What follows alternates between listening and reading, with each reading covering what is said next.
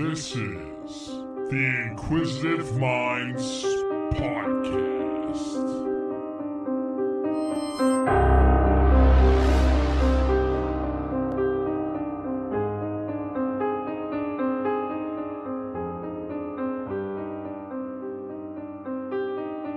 Hey, thank you for tuning in to the Inquisitive Minds Podcast. I'm your host, as usual, Johnny Smith. Today, we're going to be discussing legendary bird cryptids. My guest today is a researcher and investigator of the unexplained and founder of two research groups, Center for Unexplained Events and Center for Cryptozoological Studies. He's appeared on Monsters and Mysteries in America, on Destination America, a national cable channel. He has been featured on the independent film Mountain Devil, The Search for Frank Peterson, was an extra in the Mothman Prophecies movie. He's also a member of the Butler Organization on Research of the Unexplained, a co-sponsor for the Butler Paranormal Conference. He's a former member/investigator of the Mutual UFO Network, MUFON, and the Pennsylvania Bigfoot Society. Welcome back to the guest, Brian Seech. Thanks for having me, Johnny. Welcome back to the guest. I'm already starting off terribly. Welcome back to the show. Thanks for coming. How you doing today? I'm doing great. A little bit of windy out there today, though. Perfect weather for Thunderbirds. Definitely. So let's just jump right into it. What can you tell us about Thunderbirds? Well, Thunderbirds, basically in Native American culture, they would talk of these huge birds that would ride along when there's a storm. There would be lightning, and when they would flap their wings, it would sound almost like thunder. Okay. So they got their name of Thunderbirds. Okay. From what I understand, too, from the Native American lore, they were thought to be watchmen of the upper world on Earth, like guardians of a specific area at times. Yeah, that's what some of the cultures believe. That's fascinating. Let's go right up to modern day, because that's what makes it more interesting, especially Pennsylvania. Have there been sightings of these creatures over Pennsylvania?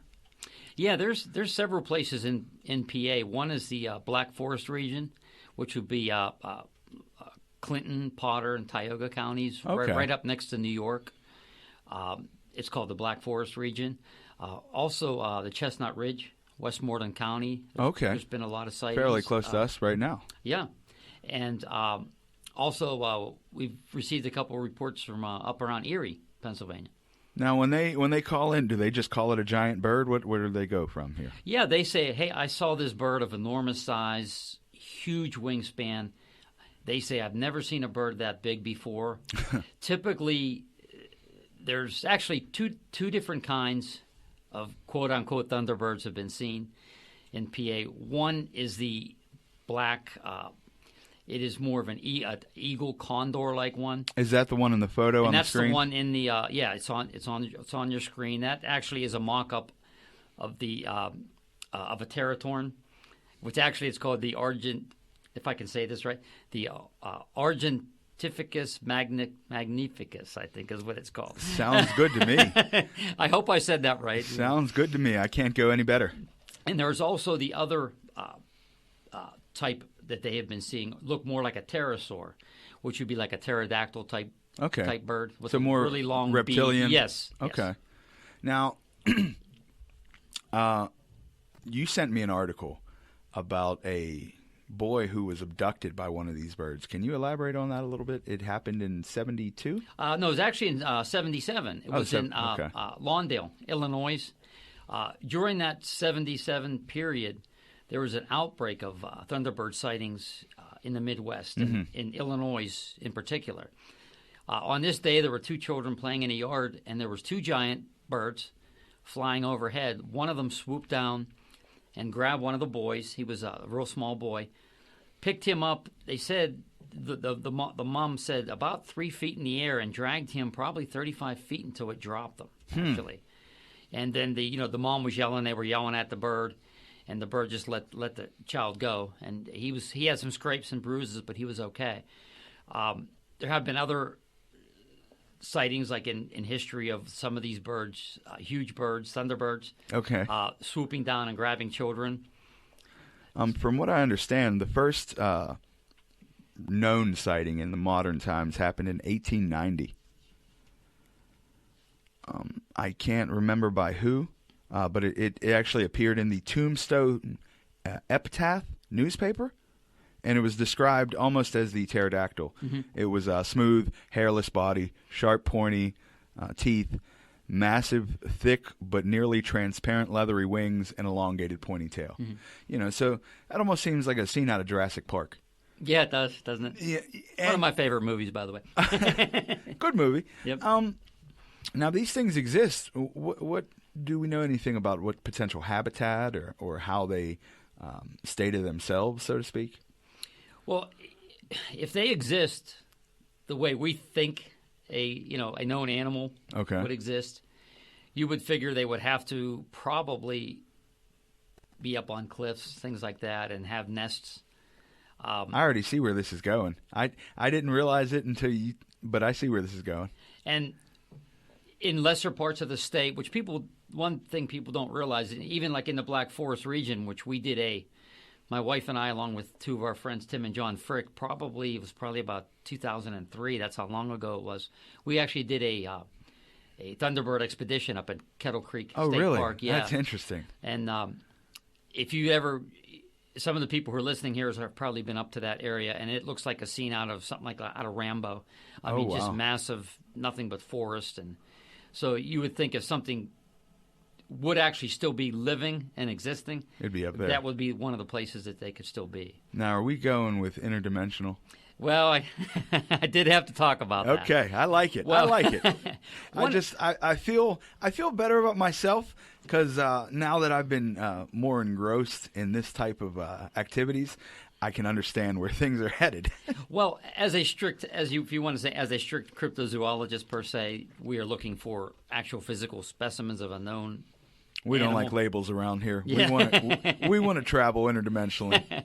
But the one thing that has been brought up, as far as the interdimensional, some people are saying, well, possibly could this be more something of a time slip, where somehow, maybe these birds somehow very quickly, and you don't see them that long, they phase back into our reality. Okay. They're seen for a short period of time, and then they phase back out. And I know you had my friend Fred Saluga on the show. Yes. A little while ago, and he's coming back. His favorite saying is, where do they come from and where do they go? Okay. So could it be somehow unknown to science? Sometimes some of these birds, being that they're in high altitude, somehow can phase back in for a short period, just a very short period, be seen, and then they're gone.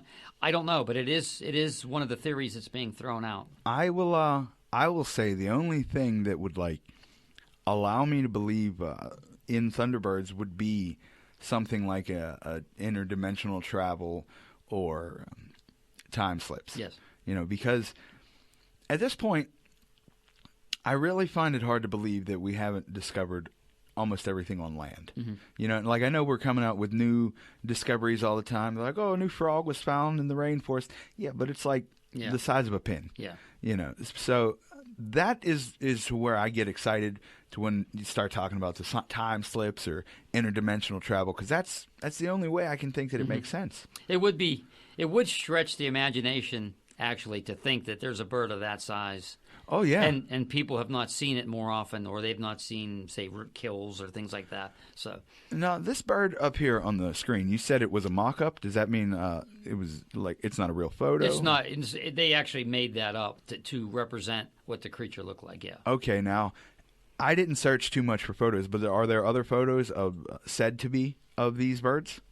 Well, there's one let me see here. It's called the John Huffer video. And that was taken on July 30th, 1977, in Lake Shelbyville in Illinois. Okay. The gentleman was in his boat, and he sees, I believe it was one bird, it might have been two, and he was actually able to take a quick film of it. And it's sitting on a limb, and then it takes off and flies. It is a very huge bird. Most skeptics, they say that that's just nothing but a turkey vulture.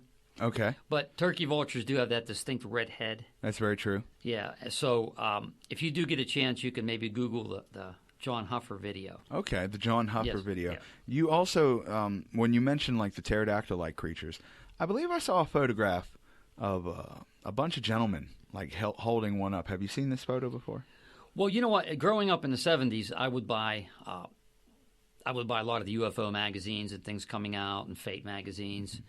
And the big thing in this field is, hey, have you seen that Thunderbird photograph? Okay. And I would stake money on as a kid. In some magazine, I saw it. There was a barn, and there was a bunch of men in cowboy hats, and this pterodactyl was actually strapped to the barn. Yeah.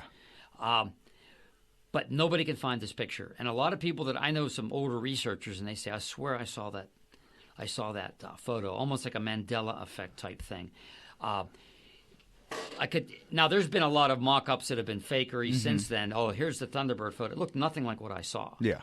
I mean, I could still picture today what it looked like. If you would give it to me today, I could tell you that's the picture or that's not the picture. And I've looked at a lot of so-called, this is it. I'm like, none of them are like that. Okay. Could we venture to say maybe the government's covering it up? Who knows? You see what's going on right now, right? Who knows? Yes. I just want to take a second to talk to the listeners. I want to grow my listenership, obviously, and I'm working on creating a product that's going to do that. However, I want to do alternatives, like a giveaway. But I don't know what kind of gift cards you guys would like. I would love somebody to reach out to me. Not even sure how to do the giveaway yet, but I'm starting with ideas. Check us out. Like, subscribe, do something. Hopefully. Brian, when I was researching this, typing in legendary birds and things, obviously I got a lot of Pokemon, which got on my nerves beyond belief. But then I came across something called a bosun or a basa. Have you heard of this? That's one I've not heard of, man. It is essentially a fire rooster, a giant fire-breathing chicken from Japanese folklore, which was definitely not the topic of the show, but I thought since it was another, legendary bird, quote-unquote, I could bring it up. And apparently it breathes ghost fire. Yeah, I've not heard that one. Well, it's weird to me because it feels cold and does not burn those around it. And it's said to live in the bamboo forests of, and I'm going to screw this name up, Lao province? But I just wanted you got me on that one. Yeah, I just wanted to point that one out because when you go down the rabbit hole, you also get winged cryptids. Yeah, and they mentioned something named Owlman. Yeah, there was the Owlman that was in Cornwall, England. Okay, in the 70s. Three girls saw that creature. But if you want to talk about just regular winged birds, go ahead. So I can throw you out a couple. There's the Congomado in Africa, and it kind of looks like a pterodactyl. There's the Ropin in Papua New Guinea. Oh, wow. It also looks like a pterosaur. There's the Ahu, I think that's somewhere in Africa also. So there is precedence for some of these other giant birds in other continents. See, that's what gets me going, like with this and like other cryptid lore. It's like, especially Bigfoot. Mm-hmm. If it was just, the state of Pennsylvania or even the United States that only saw Bigfoot, I'd be like, whatever. But it's in so many different countries and different names for it. And just like these birds are in so many different places, cultures with different names, it's just like something's got to be going on that only a couple people have seen so far. And then that's terrifying. That little boy was picked up. I wonder, essentially why wasn't he taken? Well, I think because the mom and the kids were screaming, and I think it just lost hold of the boy. Okay. I think is what happened in that particular instance. Was there other eyewitnesses to this? There was the mom and the boy who was picked up and his brother, I believe, three. Okay, so when things are in the paper like this, I don't get why they're not explored more. That was the article, and it seemed like it was released, and that was it. If I see something like that, I want to know what's going on. Hey, is there birds out here going to get my kids? And seeing the talons of an eagle, imagine how big those feet are. Wrap me up, wrap you up.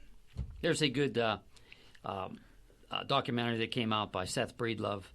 It's called Terror from the Skies, and it talks a lot about a lot of these bird sightings in the Midwest. So I suggest anyone listening is interested, just go to Small Town Monsters, and you can look at Terror in the Sky and pick up a copy of that. I highly recommend it. Now, I know you do some teaching of a class on cryptozoology. You said you also took a class, and one of the chapters was legendary birds? Yeah, it was a cryptozoology class it was called here Universal Class. And it's an online class you take, and you could pay to get the little certificate. But it's mainly for I actually took this class before Fred and I taught the 2 classes that we did in Eastern Gateway College because we wanted kind of a format. You have to present a format to the college that you go to. And we did follow this format, only we added our own sightings and things like that. Now, when you teach your classes, do you have a section on the birds? Yes. Okay. Can you give us a bit of an overview on that? Share some of your knowledge? Oh, when we did the class, you mean? When we taught the class? Just on the specific nature of the course that goes over the birds, the chapter that covers the birds. Oh, it basically, I have it actually right here in front of me. It actually tells you what a thunderbird is, and then it gives sightings. In every chapter, it'll tell you what the creature is, what it looks like. Now, is there more memorable sightings than what we've talked about? Well, basically, they only list several of the ones I told you about in Lawndale, Illinois. Okay. There was one here in 2001 in South Greensburg, if you want me to read it real quick. Yeah, it's short. Yeah. It's really short. It says, on the night of September 25th, a 19-year-old reported seeing a huge bird flying overhead. The witness's attention was first drawn to the sky after hearing a sound that reminded him of flags flapping in a thunderstorm. The witness then claimed to look up, seeing a bird with a wingspan between 10 and 15 feet with the head approximately 3 feet in length. That's a big head. Now, that's what we kind of get. Now, most of the quote-unquote Thunderbird sightings, they talk about a huge wingspan of almost 20 feet. And that's really big. That's a really huge wingspan. The biggest wingspan of a bird is the wandering albatross, and that's in this course.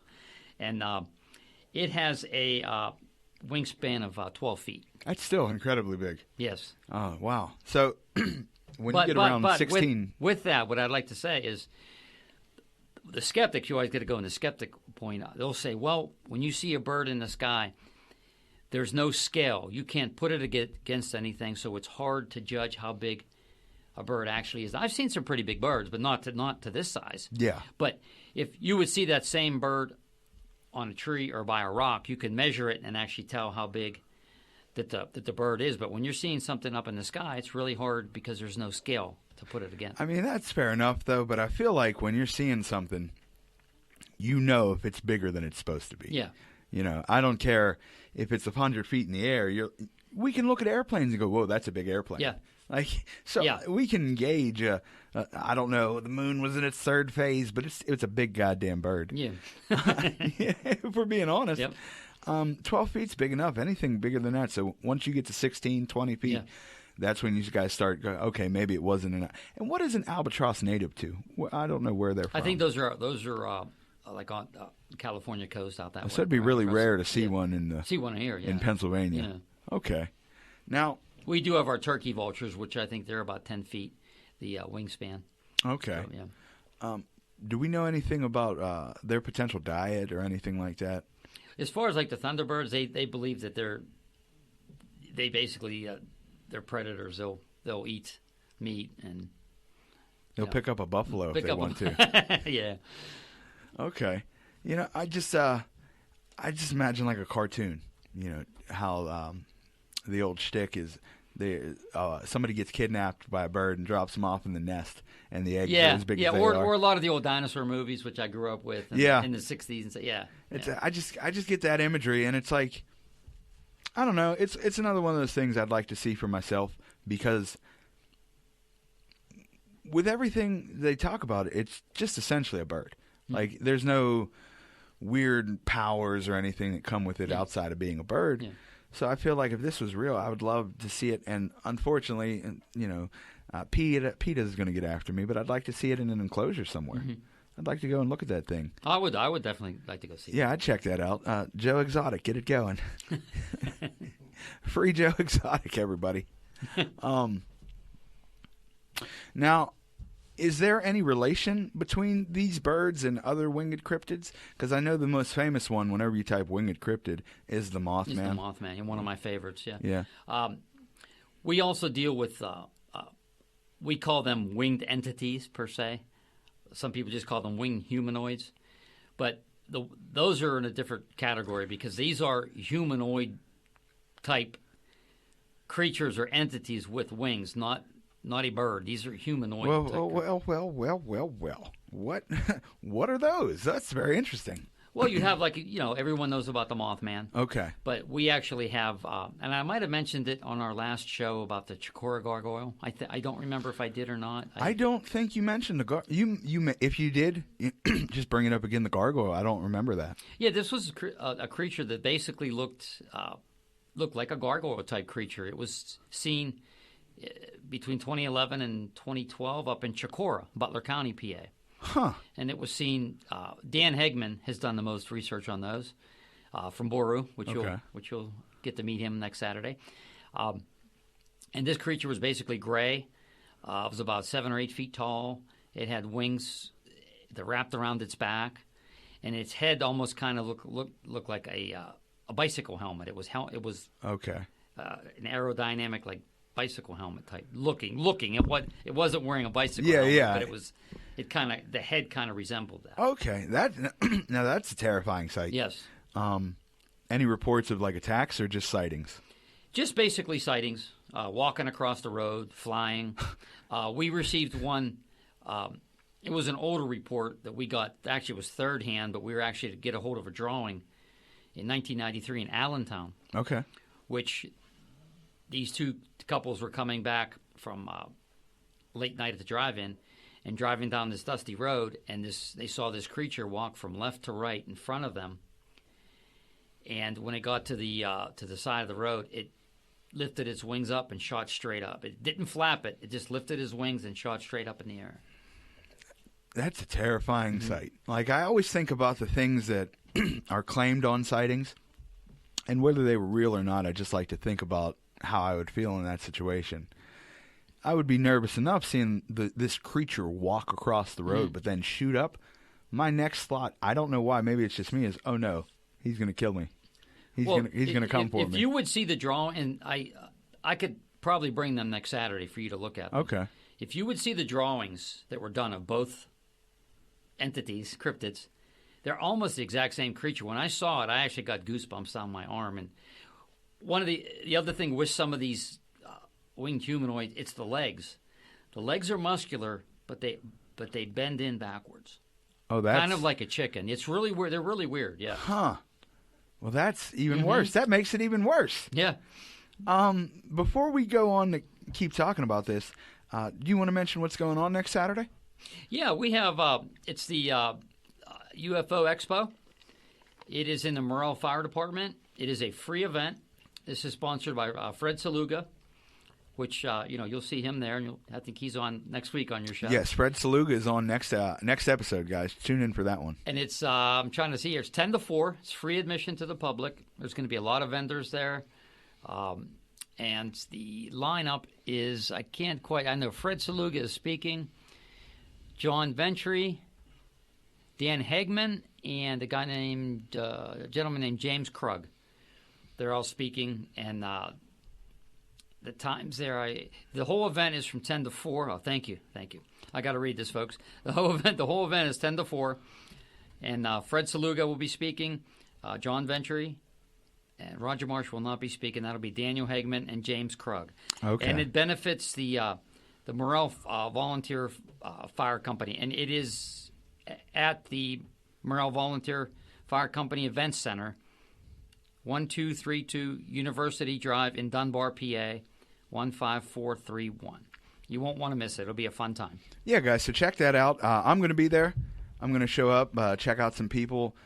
Brian will be there, obviously a former guest and future guest, and this is probably the only week I can say that now. Fred Saluga will be there. It's going to be a fun time. Come on out. So these winged humanoids, we got the gargoyle. We got Mothman, and was there other specific ones? Well, there's been the Van Meter monster. That was seen in 5 days, over 5 days in Van Meter, Iowa. You know, by the way, I love the names of these cryptids because it's so simple. It's like, what is that? Oh, that's the Chicago goat. What was it? It was seen in Chicago. Yeah. It's so simple. Now, what did that thing look like? It looked more like a bird type thing, but it actually had like a shining. There's a light on top of its head. It was really strange. It was a really strange. You could, if you would ever go and just type in Van Meter or the Van Meter Visitor or the Van Meter Monster. Okay. They call it both, and type it in. It's really really weird looking. Well, let's let you sink your teeth into your favorite. Let's go in with Mothman. Mothman's my total favorite. Yeah, since we'll stay with the theme of wings at least. Mothman was first seen in November of 1966 through December of 1967. The sightings pretty much culminated with the collapse of the Silver Bridge. Now, there still were some alleged sightings afterwards, so they didn't stop exactly after that, but there were several after. Now, when these sightings, how do they describe him? They describe Mothman as a little bit different, and it was winged, but it had red glowing eyes, and it didn't have a neck per se. The head was like right on the shoulders. And you could actually type this in and look it up, the original, the drawing for it. With, okay. Linda Scarberry and several others saw it. They were the first ones to see it. And you said, what was the significance to the bridge collapsing? Was that supposed to be like his home or something? No, I just think that there was it was, I think, December 15th. Don't quote me, but I'm getting old, so I'm kind of forgetting exact dates now. But I think it was December 15th when I think it was about 6 o'clock when there was a lot of cars and congestion on that bridge, and an eye bolt broke. Oh, okay. And after that, the whole bridge, it swayed, and then it collapsed. The movie Mothman Prophecies actually took, if you would watch that, and I think you might have said you might have seen that. I've seen bits and pieces of it. It's been a while. The very end is where the bridge goes down. Okay. And very scary. Now, do they have any malicious contact with him? Like, again, is it just sightings, or has there been interactions?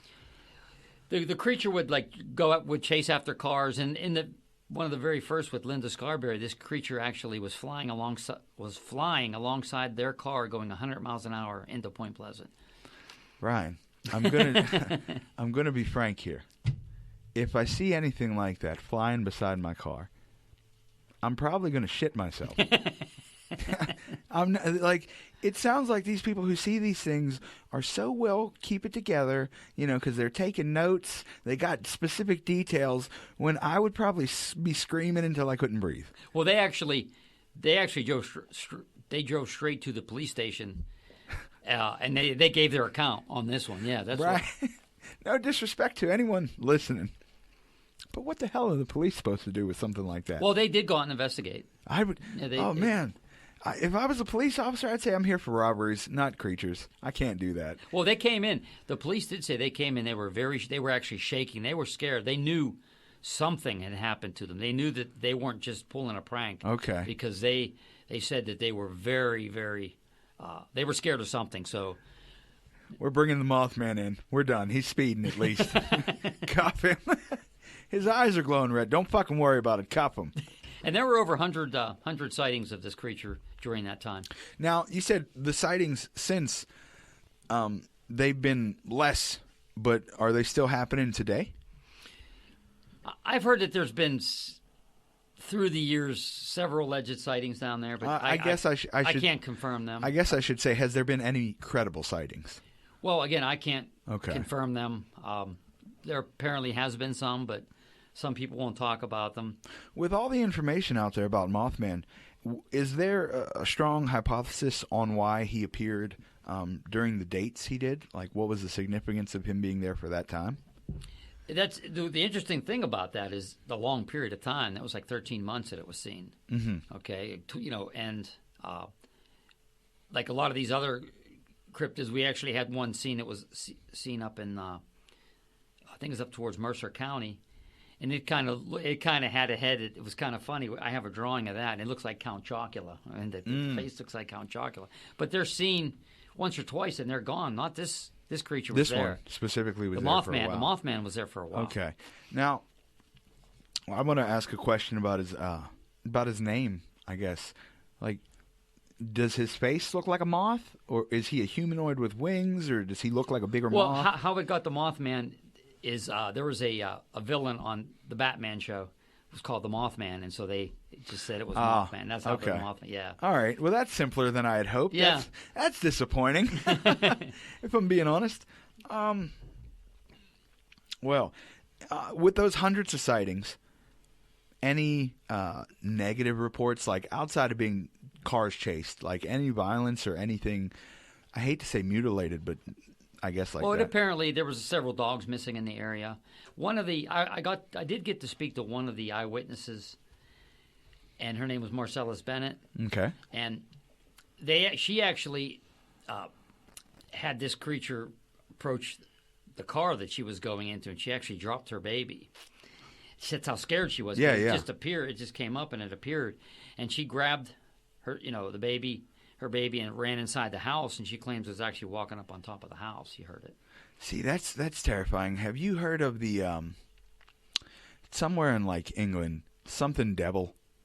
When there was like footprints in the snow. Oh yeah, the devil was called the devil in Devonshire. Yes, I think. Devonshire. Yes, and it talked about it walking on the roof, and they had the hoof prints that went for miles. Yeah. See, that kind of reminds me of something like that. Mm-hmm. And either way, it's like these people. I feel bad for them because they have no proof. But it's like when something's on your roof, you can hear when something's walking.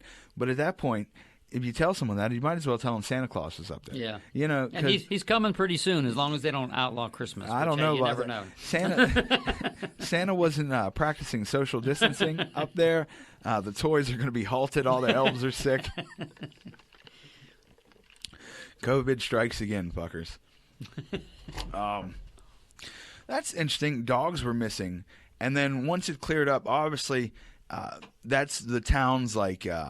that's their big draw now. This is the site of Mothman? Do they have festivals and whatnot? Oh yeah, every year they have the Moth. Well, except this year because of the COVID. Okay. And they shut down basically the whole town, and they have vendors there. Thousands of people come to it. If you ever get the chance, we've been down there about 5 times already. Now what do they have down there? Like as you go down to do that stuff? What's well, they have the old theater. They have speakers there. I was able to speak several times down there, which was pretty fun. A lot of vendors. They have games, things like that there, and they just sell everything from like soup to nuts. They just and kind of like Roswell with their exactly with their economy down there. Exactly. Okay. Well, that's because they do have there's also a Mothman museum down there. It's dedicated to the sightings, newspaper clippings, and Jeff Walmsley, he runs it. Okay. And one of the greatest guys you'll ever want to meet is Jeff, and he's really helped promote and get this town, notoriety. That's from interesting. This, from a creature that was seen in the 60s. So yeah. It was good to hear no people died from it. Because I don't know. That's a lot of thing with these cryptids. Like either when they're seen, something happens, like animals die or property's damaged. But this guy was just flying around being a dickhead. Yeah, seems like. there are some people that try to connect Mothman with the bridge going down. That's something I've never believed. I just think it was trying to put blame on him for collapsing the bridge? Like it was a harbinger of doom. But I just don't. I think that's maybe pushing it too much. I just think it was a bridge that, unfortunately one bolt broke, and there was too many people on the bridge at that time, and that very happens. Tragic. I think it was like 46 people perished. Wow, I didn't realize it was that bridge, many. Yeah. That's a shame.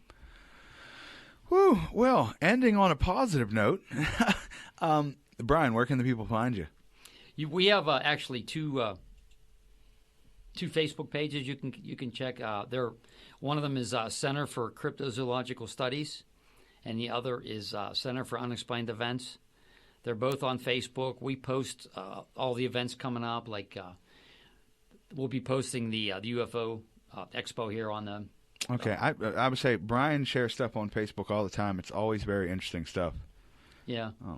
You like my Godzilla post? Because that's I post a lot of Godzilla. Yeah. Big Godzilla guy. Yeah, I like your Godzilla post. Guys, you can check me out at the Laughs to Keep from Crying show at Brandy's Basement in Irwin on the 28th of this month. It is going to be a jazz/comedy show. So be sure to check that out. That'll be interesting. You can find us at inquisitiveminds.com. Guys, we're available on all streaming services. Check out the store. Buy some merch. Support the podcast. Let's keep it going. Tell your fucking friends about me. Something. We're trying, guys. I'm going to keep putting on shows whether you listen to it or not. But just fucking tell somebody, hey, listen to this shit. It's dope. I think it is. Also, check out What in the History with me and my co-host, Dan Brady, where we dive into obscure history topics every week. We are talking about veterans this entire month. We talked about Audie Murphy and John Basilone on the last episode, two badass dudes who received Medals of Honor. That's all for today. Hope you guys enjoyed the episode. Make sure to check Brian out. And until next time, peace and love.